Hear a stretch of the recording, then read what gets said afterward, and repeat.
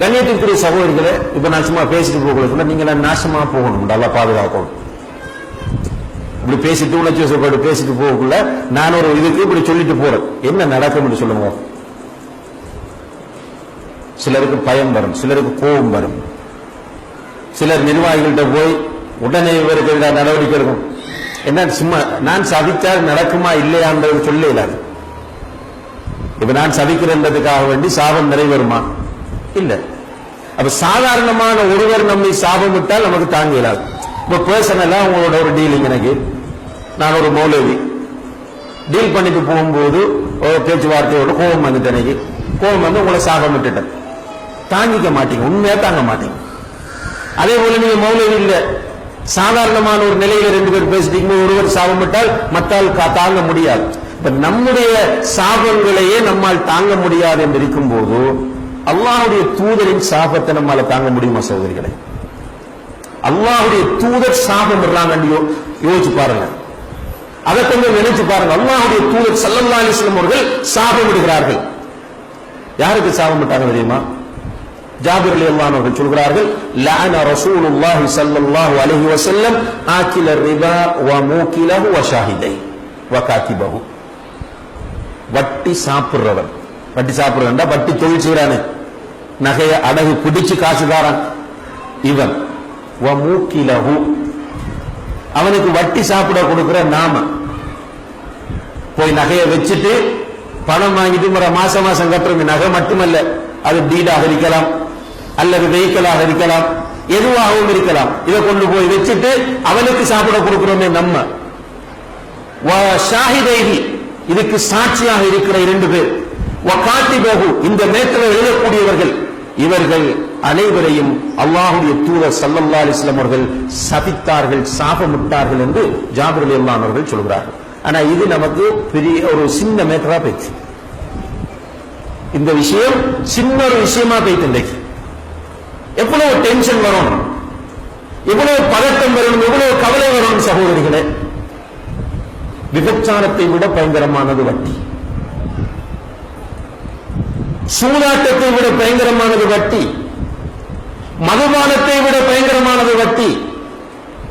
சில பலவீனமான ஹதீஸ்களை பார்க்கிற போது தாயோடு ஜினா செய்வதை விட, அல்லாஹ் அக்ரமக்குமுல்லாஹ், அல்லாஹ் பாதுகாக்க வேண்டும், ஒருவன் தன்னை பெற்ற தாயோடு ஜினா செய்வதை விட, விபச்சாரம் செய்வதை விட பயங்கரமானது வட்டி. ஆனா நமக்கு என்ன பயம் வந்துச்சு? நகை கலட்டி கொடுத்தீங்களே கணவனிடம், தந்தையிடம், சகோதரனிடம். எத்தனை பேர் தகச்சத்தில் எழும்பி அழுதிருக்கிறீர்கள்? நான் நகையை ஈடு வைத்து விட்டேன், என்னுடைய வீடு என்னுடைய காணி பேங்கிலே இருக்கிறது என்பதற்காக வேண்டி தூக்கத்தை இழந்த மனிதர்கள் நம்முடைய சமுதாயத்தில் எத்தனை பேர் இருக்கிறார்கள் என்று கேட்டால் பெரும்பாலும் அது ஒரு சின்ன மேட்டர் நமக்கு இன்றைக்கு. ஆனால் மிக பயங்கரமான விஷயம் அது சகோதரிகளே. இன்றைக்கு அப்படித்தான் நம்முடைய நிலைமை இருக்கு. இன்னும் ஒரு பக்கம் போய் பார்த்தோம் என்றால் மாஷா அல்லாஹ் பயானுக்கு போறாங்க, போடுறாங்க, தொழுறாங்க. ஆனால் வீட்டில் கணவனுக்கு துரோகம் செய்யக்கூடிய பெண்களாக இருக்கிறார்கள். ரசூல் ஸல்லல்லாஹு அலைஹி வஸல்லம் அவர்கள் சொல்கிறார்கள், ஒரு சாலிஹான மனைவி ஒரு மனிதனுக்கு கிடைத்தால் அது அவனுக்கு கிடைத்த மிகப்பெரிய கிஃப்ட் என்று சொல்கிறார்கள். ஒரு மனிதனுக்கு இந்த உலகத்தில் அல்லாஹ் கொடுக்கிற மிகப்பெரிய பொக்கிஷம், மிகப்பெரிய கிஃப்ட் என்று கேட்டால் ஒரு சாலிஹான மனைவி. சாலிஹான மனைவி என்றால் யாரு? என்ன குர்ஆன் ஓதுறவங்க மட்டுமில்ல, தஹஜ்ஜுத் தொழுறவங்க மட்டுமில்ல, அல்லது பயானுக்கு போய் வரவங்க மட்டுமில்ல. சாலிஹான மனைவி என்றால் இதா நவர்த்த இலைஹா சர்ரத்க, கணவனாக இருக்கிற நீ உன்னுடைய மனைவியை பார்க்கிற போது அவள் உனக்கு மகிழ்ச்சியை தருவாள். அப்ப மனைவி கணவனை அவன் பார்க்கும் போது மகிழ்ச்சியை கொடுக்க வேண்டும். இப்ப கணவன் மனைவியை பார்க்கும் போது ஒரு மனைவி ரெண்டு வகையில மகிழ்ச்சியை கொடுக்கலாம். ஒன்று தன்னுடைய பார்வையால் மகிழ்ச்சியை கொடுப்பது, கணவன் பார்க்கும்போது அவளும் அன்பாக பார்ப்பது, சிரித்த முகத்தோடு அவனை வரவேற்பது. இன்னும் ஒன்று அவளுடைய தோற்றத்தால். இது மார்க்கம் சகோதரி. நான் பேசுறது சும்மா தத்துவங்கள் அது இல்லை. அல்லாஹ்வுடைய தூதர் சாலிஹான மனைவிக்கு சொல்லுகிற வரை விலக்கணம். நீங்க அப்படி விரும்பினால் அதை பிராக்டிஸ் பண்ணுங்க. கணவன் உங்களை பார்க்கும் போது அவன் மகிழ்ச்சி அடைய வேண்டும். மகிழ்ச்சி அடைவது என்றால் ஒன்று உங்களுடைய முகத்தால் நீங்கள் மகிழ்ச்சியை கொடுக்கலாம், இன்னும் ஒன்று உங்களுடைய தோற்றத்தால் அவனுக்கு மகிழ்ச்சியை கொடுக்கலாம். ஆனா பெண்கள் அப்படி இன்ட்ரெஸ்ட் எடுக்கிறதே இல்லை.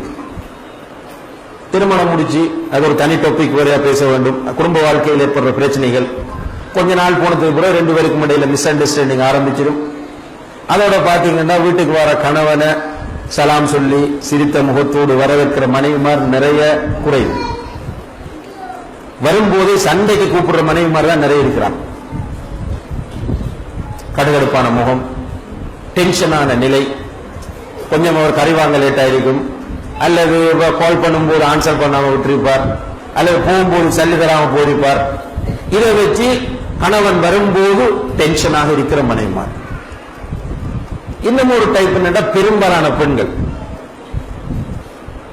வீட்டை விட்டு வெளியே போகும்போது மாஷா அல்லாஹ் அவங்க ட்ரெஸ் பண்றதுக்கு எடுக்கிற டைமும் மேக்கப் பண்றதுக்கு எடுக்கிற டைமும் மிக அதிகமாக இருக்கு.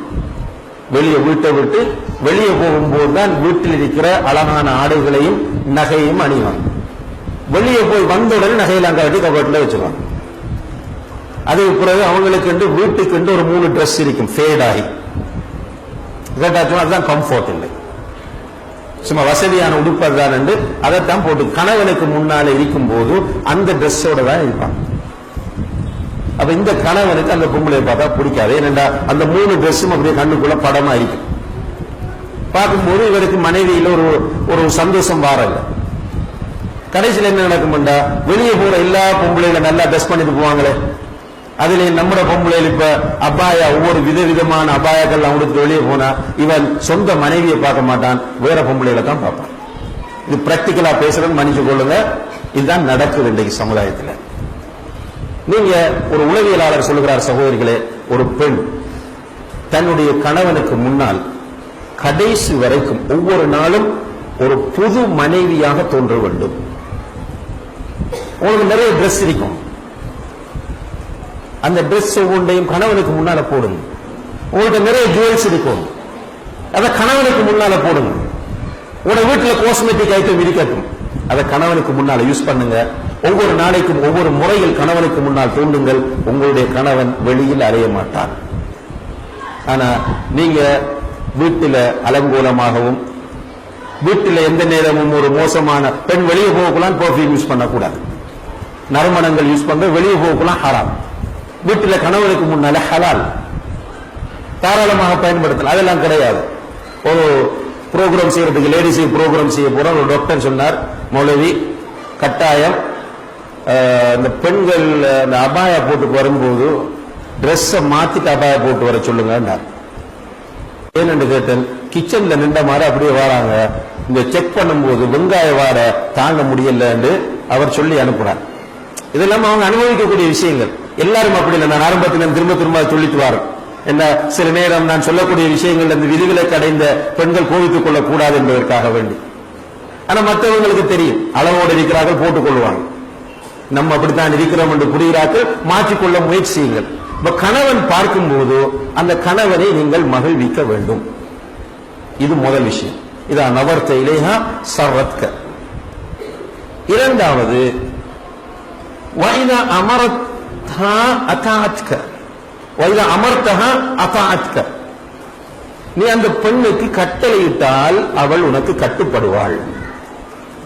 கணவன் மனைவிக்கு நல்ல விஷயங்களை ஏவும் போது அந்த மனைவி சாலிஹான பெண்ணாக இருந்தால் கணவனுக்கு ஆட்டோமேட்டிக்காக கட்டுப்படுவாள்.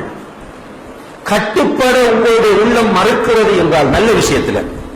ஆனா அன்றைக்கு ஆப்போசிட். சில இடங்கள்ல பார்ப்போம், மாஷாஅல்லாஹ் திருமணம் முடிக்கிறதுக்கு வரைக்கும் அந்த புள்ள என்ன செய்யும் என்றால் நல்ல அழகான ட்ரெஸ் பண்ணும். இந்த அபாயாவை பார்த்தா நல்ல இஸ்லாம் சொல்லக்கூடிய அபாயா, தன்னை பூரணமா மறைச்சு கொள்ளும். தலையை பாதையில போகும்போது தலையை குனிஞ்சிட்டு போகும். இப்படி இருக்கிற பெண் திடீரென திருமணம் முடிச்சு கொஞ்ச நாளையில பார்த்தால் அபாயெல்லாம் தூக்கி எறிஞ்சு போட்டு ஒரு வெஸ்டர்ன் ட்ரெஸ்ல தெரியும். என்னன்னா கணவன் தலையை திறக்க சொன்னா, சில பொம்பளை தியேட்டருக்கும் போவாங்க கணவன் கூப்பிட்டாரு, அதுக்கு கட்டுப்படக்கூடாது. நீங்க போடுற அபாயாவை கலட்ட சொல்லுகிற கணவன் உங்களுக்கு வேண்டாம். உங்களை தியேட்டருக்கு அழைக்கிற கணவனும் உங்களுக்கு உண்டு, அதுல அவரை கட்டுப்படும். மார்க்க விஷயத்துல உங்களை அவர் பெற்றோருடைய வீட்டுக்கு கூப்பிடுறா, கட்டுப்படணும். உங்களுடைய உறவினர்களுடைய வீட்டுக்கு போக சொல்றார், கட்டுப்படணும். பயானுக்கு போக சொல்றார், கட்டுப்படணும். உங்களுடைய ட்ரெஸ் ஸ்டைல மாற்றி அல்லாஹ்வுக்கு பொருத்தமான முறையில் ட்ரெஸ் பண்ண சொல்றார், கட்டுப்படணும். அந்நிய ஆண்களுக்கு முன்னால் நீ இப்படி வரக்கூடாது என்று சொல்கிறார், கட்டுப்படணும். அந்நிய ஆண்களோடு நீ போன்ல தொடர்பு கொள்ள கூடாதுன்னு சொல்றார், கட்டுப்படணும். சாலிஹான பெண்ணாக இருந்தால் கணவனுக்கு கட்டுப்படுவாள். ரசூலுல்லாஹி அலைஹி வஸல்லம் சொல்றாங்க.